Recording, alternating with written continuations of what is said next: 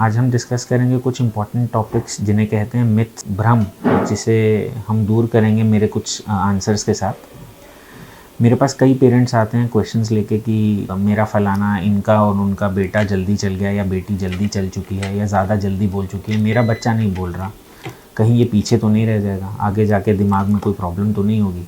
दूसरा क्या, कई बार पेरेंट्स आते हैं, उनको क्वेश्चंस होते हैं कि मेरे बच्चे के दांत निकल रहे हैं, लूज़ मोशंस हो रहे हैं, बुखार हो रहे हैं, डॉक्टर साहब दवा देनी है कि नहीं देनी है। सो यही सब क्वेरीज़ हैं थोड़ी बहुत, जो मैं आज इन क्वेरीज़ को दूर करूँगा।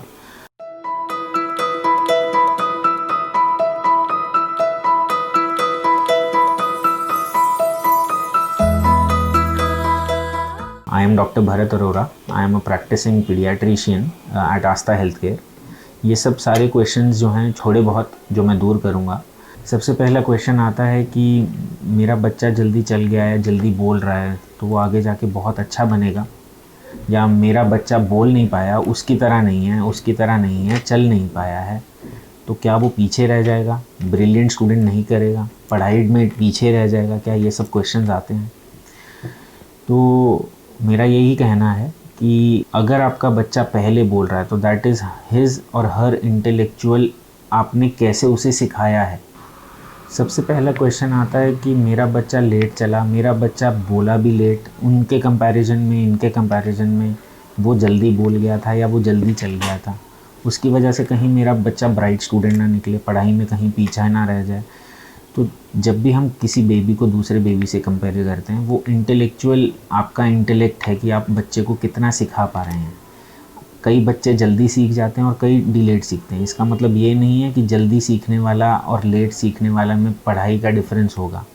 जो बच्चा लेट सीख रहा है, हो सकता है वो डिलेड लर्नर हो, लेकिन इसका मतलब ये नहीं है वो कि आगे जाके पढ़ाई में पीछे रह जाएगा अर्ली लर्नर्स से। ये कंपैरिजन करना बिल्कुल गलत होता है। दूसरी चीज़, delayed developments beyond a certain period of time, कुछ हद तक, जैसे फर्स्ट टीथ अगर 13 महीने तक नहीं आया, this is called a delayed development. अगर ये डिले हो रहा है तो you should contact your paediatrician, अपने डॉक्टर से ज़रूर मिलें और इसके बारे में सलाह लें। ऐसे बहुत सारी चीज़ें होती हैं, जैसे डिलेड डेंटिशन हो गई, delayed motor movements, delayed head holding. जब भी ये डिले हो रहा है, हमें जल्दी के लिए नहीं, that is your intellectual right, आप बच्चे को कितना जल्दी सिखा पा रहे हैं। लेकिन अगर वो डिले हो रहा है तो that is a cause of concern and you should contact your paediatrician as soon as possible. दूसरा कॉज ऑफ कंसर्न ये रहता है कि बच्चा रात में जागता है, दिन में सोता है, हर 2.5 से 3 घंटे में उठता है, तो बच्चों की स्लीप इतने ही साइकिल की होती है। They wake up every 2 to 3 hourly, क्योंकि उनको फीडिंग रिक्वायरमेंट्स होती है। They require feed at least 8 to 12 times a day, 8 से 12 बार उनको फीड कराना ज़रूरी होता है। उनका स्लीपिंग पैटर्न 8 से 12 हफ्ते यानी 2 से 3 महीने के बाद ही सेटल होता है। तीसरा मिथ आता है कि क्या वॉकर्स, हम बच्चे को जल्दी वॉकर्स दे दें तो क्या वो जल्दी वॉक कर लेंगे? बच्चे को हम जितना जल्दी वॉकर देते हैं, बच्चे जब भी पैदा होते हैं वो क्रॉस लेग्स होते हैं, उनकी बोर्ड लेग्स होती हैं, और बोर्ड लेग्स की मसल्स जो हैं, those muscles should get time to develop themselves. जब वो इंटेलेक्चुअली ब्रेन डेवलपमेंट होता है, वो ब्रेन ही इंफॉर्मेशन हर मसल तक पहुंचाता है कि उसको अब इस टाइम पे हेड होल्डिंग करना है, इस टाइम पे वो बैठेगा सपोर्ट के साथ। The child should be given time to develop his own.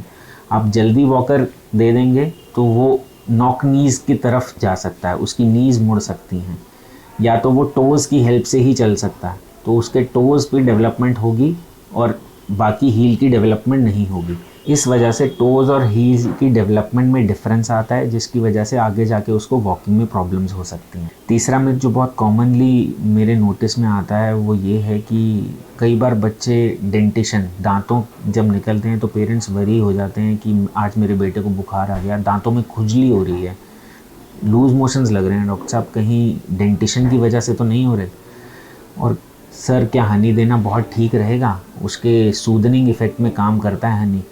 तो my suggestion would be that honey is a complete no.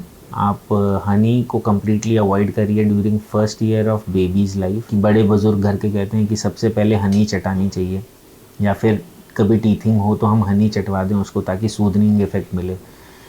Honey can even lead to paralysis, तो इसको अवॉइड करिए during first year of life, क्योंकि उसमें botulinum toxin के spores कई बार मिलते हैं और it can lead to paralysis of the body, तो प्लीज़ अवॉइड हनी। इसी के साथ टीथिंग से जुड़ा एक और मिथ जो मेरे सामने आया है कि बच्चे को फीवर और लूज मोशंस होते हैं।